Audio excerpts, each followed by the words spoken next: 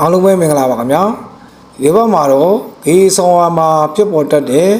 change တစ်ခုဖြစ်တဲ့ lax of fusion incomplete fusion အကြောင်းကိုသေးစိတ်ဆွေးနွေးသွားမှာဖြစ်ပါတယ်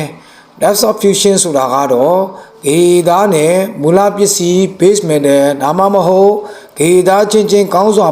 မပေါင်းစပ်နိုင်တဲ့ change ပဲဖြစ်ပါတယ်ဒီလိုဖြစ်ရတဲ့အဓိကအကြောင်းရင်းကတော့အရေးပျော်နေတဲ့ဂေသားနဲ့မူသားပစ္စည်းတို့သားတဲ့ပေါင်းဆက်ထားဖို့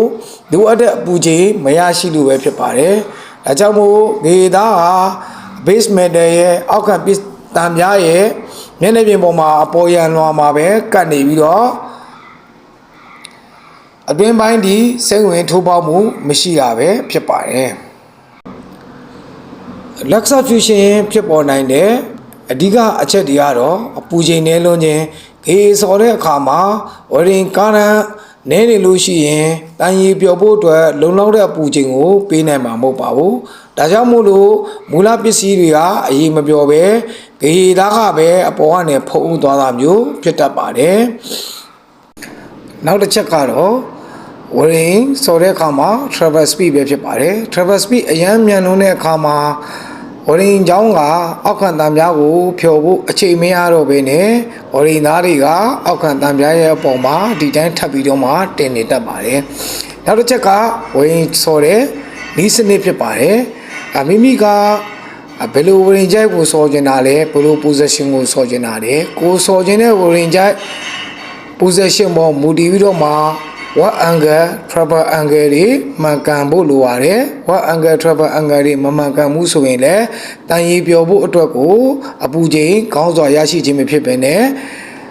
lax of fusion ဖြစ်နိုင်ပါတယ်နောက်တစ်ချက်ကဝရင်ဝါယာရွေးချယ်မှုမမှန်ကန်ခြင်းဖြစ်ပါတယ်မိမိဆော်မဲ့တံပြားကmild steel လား stainless steel လားစသဖြင့်မိမိဆော်တဲ့ဆော်မဲ့တံပြားပေါ်မှာမူတည်ပြီးတော့မှဝါယာကိုမှန်ကန်စွာဝရင်ချောင်းတွေကိုမှန်ကန်စွာရွေးချယ်ဖို့လိုအပ်ပါတယ်ဒီလိုရွေးချယ်မှုမမှန်ကန်မှုဆိုရင်လည်းအောက်ခံတံပြားကိုအရေးပျော်နိုင်တဲ့အနေထားမရောက်ဘဲနဲ့ lax of fusion ဖြစ်နိုင်ပါတယ်နောက်ဆုံးတစ်ချက်ကတော့ဂေဆော်မဲမျက်နှာပြင်မတရှင်းခြင်းဖြစ်ပါတယ်ဂေဆော်တဲ့မျက်နှာပြင်ပေါ်မှာစီတွေတန်ကြီးတွေဆေးသားတွေရှိနေလို့ရှိရင်လည်းတန်ရီပျော်မှုကိုအနှောက်အယှက်ဖြစ်နိုင်ပြီး lax of fusion ဖြစ်နိုင်ပါတယ်ဒီစက်ချင်းဤပညာကိုကျွမ်းကျင်စွာစနစ်တကျတက်ကျွမ်းကျင်နေဆိုရင်တော့စာတွေ့ရောလက်တွေ့ရောစနစ်တကျသင်ကြားပေးတဲ့ Good Things Welding Training Center ကိုရောက်လာခဲ့ဖို့ဖိတ်ခေါ်အပ်ပါတယ်ကျေးဇူးတင်ပါတယ်